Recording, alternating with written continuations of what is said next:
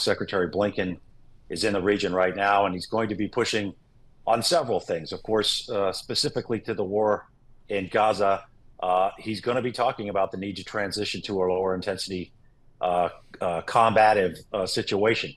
And of course, Israel still has their strategic aim to militarily defeat Hamas, but that is not going to be done anytime soon. He's going to be talking about the need for increased humanitarian aid. And then to the point of your question, this is a conflict that has already expanded across the region with the Houthis attacks in the Red Sea and the Gulf of Aden, and the near continuous attacks on our forces in Syria and Iraq that might continue and might have to be even more of a substantial response than we've seen so far. So there is, and then lastly, I'd say when it comes to expansion, there's always the concern of Hezbollah in Lebanon and expanding that to include two-front war in Israel.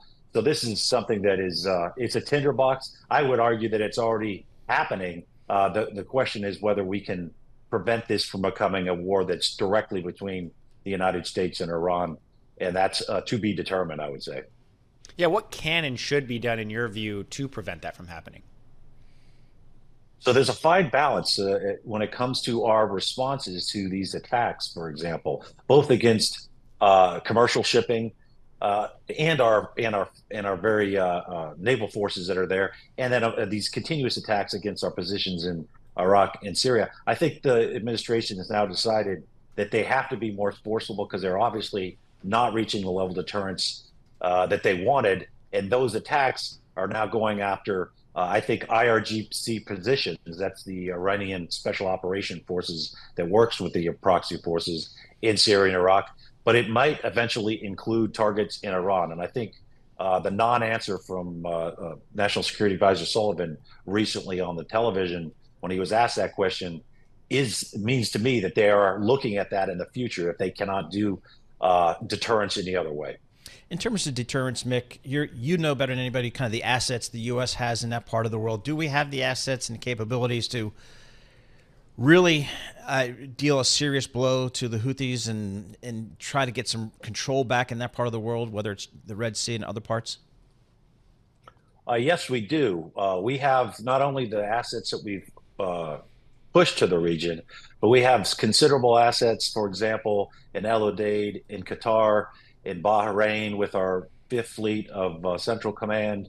And we, of course, have the ability to project power better than any country in the world, perhaps in history. So we have the assets, and we can certainly surge to get more assets there. The question is, what is the balance between responding forcefully enough to get Iran to change its calculation when it comes to their support for proxies? And yes, they have different levels of controls of each of these proxy forces, but ultimately they keep providing the very weapons that are being launched at our troops. So I think the indicator of whether we have reached deterrence is if that stops. And I also would say that if it continues, that means they intend these weapons to be used against our forces, which to me means they're complicit in these attacks. And Mick, we were talking to one of our DC editors a minute ago about some of the aids and hurdles that are going on Capitol Hill. How does that impact what's going on with Israel, Ukraine, Taiwan, and China? So they're tying, of course, as you know, a lot of these security assistance packages together. So Ukraine absolutely need to continue to support Ukraine. They are decimating one of our most significant adversaries in Russia, right? So that is something that I think is clearly in the United States' interest. It isn't charity. Obviously, we should also support partners because that's what good partners do, but this is also in our interest. And that shows like Taiwan and China that we are a good partner and we stick with our partners. So I think how we act with Ukraine will have an effect on China and the Taiwan situation. And of course, the aid specifically for the Middle East, it's both for Israel, and at last I read, Israel like a $10 billion earmark for Gaza when it comes to humanitarian aid, and I would assume that it would also be for reconstruction after the end of combat operations. All of those things are incredibly important.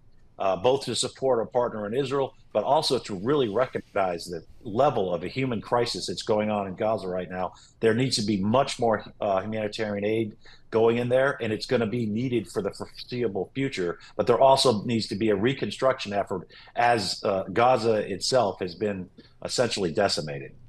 Hey, Mick, I'm probably like a lot of people in that the news flow coming out of the Middle East has kind of pushed Ukraine on the back burner a little bit.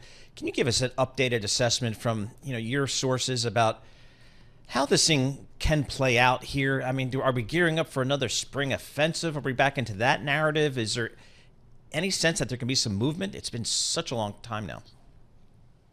Right. So we are at somewhat of an impasse, somewhat of a stalemate, if you will. But it's important to point out a stalemate doesn't mean that the fighting hasn't subsided. There is considerable fighting going on, and Russia is losing a lot of soldiers and equipment every day. I think what Putin is looking at right now, President Putin's looking at our level of support and what, if anything, would change if they're in the presidential election. That is what he's hoping on, that we cut our aid. Obviously, the European Union, our European allies have stepped up and need to continue to step up, but the United States also needs to match that. It's very imperative that I think the Ukrainians get these significant weapon systems like the F-16 fighter jet, like long-range artillery, the ATACMS. That is really what's needed for them to have an effect, be able to go and continue on this counteroffensive and take back terrain. If they don't have that, it's essentially going to continue in this stalemate. It's going to be a tick for tack for a long time, which of course we don't want. We want them to start making gains. We want to help them start making gains. So they push Putin into a corner where he is looking for an exit ramp. Right now, he's waiting to see what we do.